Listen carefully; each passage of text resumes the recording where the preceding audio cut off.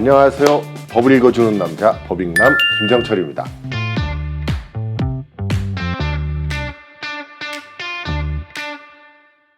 안녕하세요. 법을 읽는 남자 김정철입니다. 오늘은 연예 엔터테인먼트 쪽 얘기를 한번 해볼까요? 그 뉴진스, 다니엘 관련된 지금 법적 소송 문제가 있는데, 제가 이제 뭐 가수 이승철 씨뿐만 아니라 뭐 에이핑크, 손나은 씨 뭐 등등 다양한 이제 유명 연예인분들과 관련된 소송들을 많이 해왔습니다. 근데 이제 그런 것들을 과정에서 또 제일 문제가 되는 게 바로 이 전속계약의 해지 문제가 많아요. 특히 이제 뭐 특히 신인 연예인들, 신인 엔터테인먼트 걸그룹들이나 이런 분들은 처음에 전속계약을 맺을 때 굉장히 불리하게 맺은 경우가 되게 많았습니다, 과거에는. 근데 지금은 이제 공정거래위원회에서 표준계약서가 나오는 바람에 그에 따라서 대부분 좀 공정하게 많이 바뀌어 있긴 합니다만, 어쨌든 연예인, 그러니까 신인 엔터테인먼트에 들어가시는 분들이 대부분 가장 불리한 입장에 있는 것은 사실이거든요.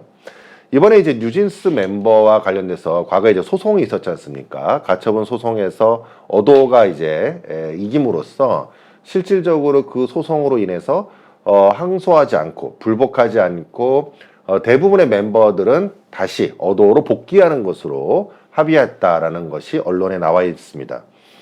그런데 이제 그 중에 한 명, 뉴진스의 다니엘이라고 하는 연예인은 지금 어도로 복귀하지 않고 정면으로 소송의 대응 절차에 들어갔습니다. 결국 이제 전속계약과 관련되어서 분쟁이 되면서 어도 측에서는 거기에 약 400억이 넘는 엄청난 큰 금액의 손해배상 청구 소송을 했거든요. 400억. 사람들이 생각하면 엄청 큰 돈이잖아요. 그러면 이 금액은 어떻게 산출돼서 얘기가 나오는 걸까요? 그리고 실제로 이 금액 이상 또는 그 금액에 가까운 금액이 인정될 수 있을까요, 소송에서?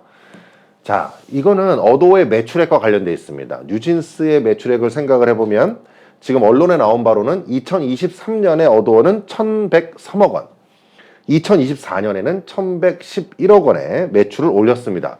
그러면 다니엘의 전속기간이 얼마나 남았느냐가 중요하겠죠? 그 전속기간을 계산해보면 2029년 7월 31일까지입니다. 그러니까 그 기간, 남은 기간이 거의 지금 4년에서 5년이 남아있기 때문에 그 기간의 매출액을 계산해보고 뉴진스의 멤버의 수로 나누어서 계산해보면 거의 한 멤버당 한 1,000억 원에 가까운 금액에 대한 매출을 일으킨다는 걸 알 수가 있어요.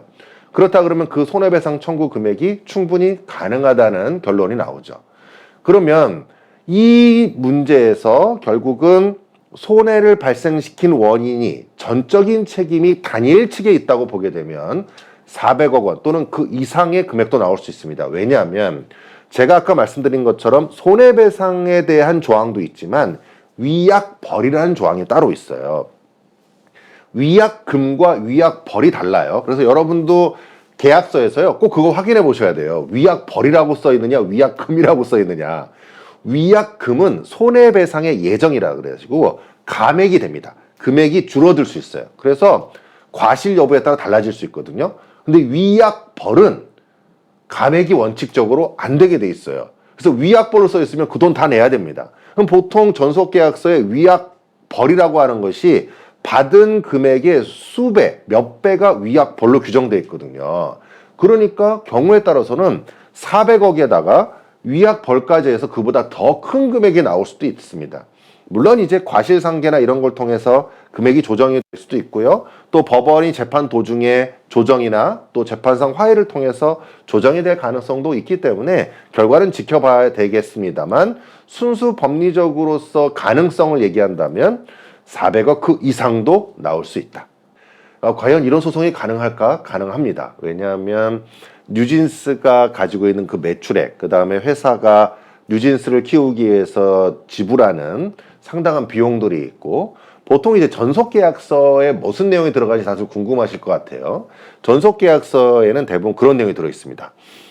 계약금은 얼마, 조건은 어떻게 하고, 계약 기간은 몇 년, 보통 이제 7년, 보통 이렇게 이제 하도록 되어 있는데 그 기간을 정하고요. 그 기간 동안 회사에서 지원할 거, 뭐 그럼 거기에 뭐 차량부터 시작해서 뭐 각종의 연예 활동 관련된 이런 내용, 그다음에 수익 분배와 관련된 내용 이런 것들이 들어있겠죠.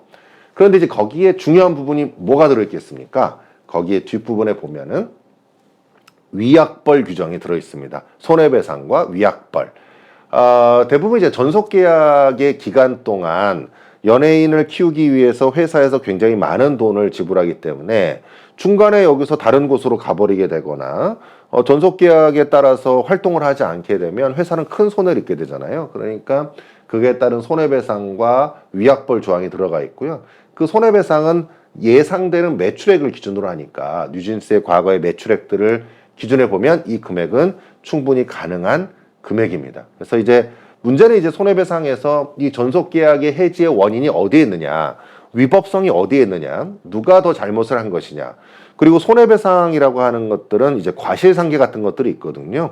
그 잘못에 따라서 비율의 조정 이런 것들이 발생하게 될 것이기 때문에 이 소송의 결과는 어떻게 될지 우리가 이제 지켜봐야겠습니다.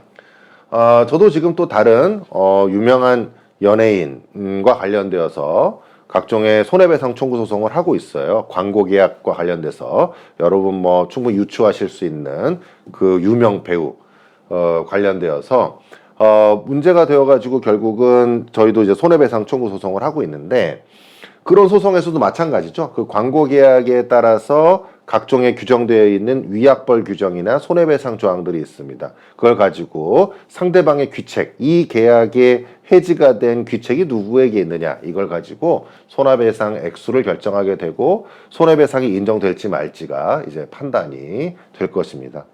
어쨌든 사실은 이런 유명 연예인분들 이런 분들이나 엔터테인먼트 분들이 요즘은 사실은 케이팝이라 그래가지고 해외에 굉장히 많이 진출해 돼 있고 결국 우리나라의 국격을 높이는 데에도 상당히 많은 기여를 하고 있거든요. 근데 이제 이런 내부적 분쟁들로 인해서 우리 케이팝에 대한 부정적인 영향 이런 건 좀 없었으면 좋겠습니다. 어쨌든 전속계약의 분쟁은 단순히 민사적인 문제이기 때문에 어쨌든 누군가의 잘못이 가려질 것이고 그거에 따른 손해배상 책임이 지켜질 판단이 될 테니까 한번 지켜보도록 하겠습니다. 지금까지 법을 읽는 남자 김정철이었습니다. 감사합니다.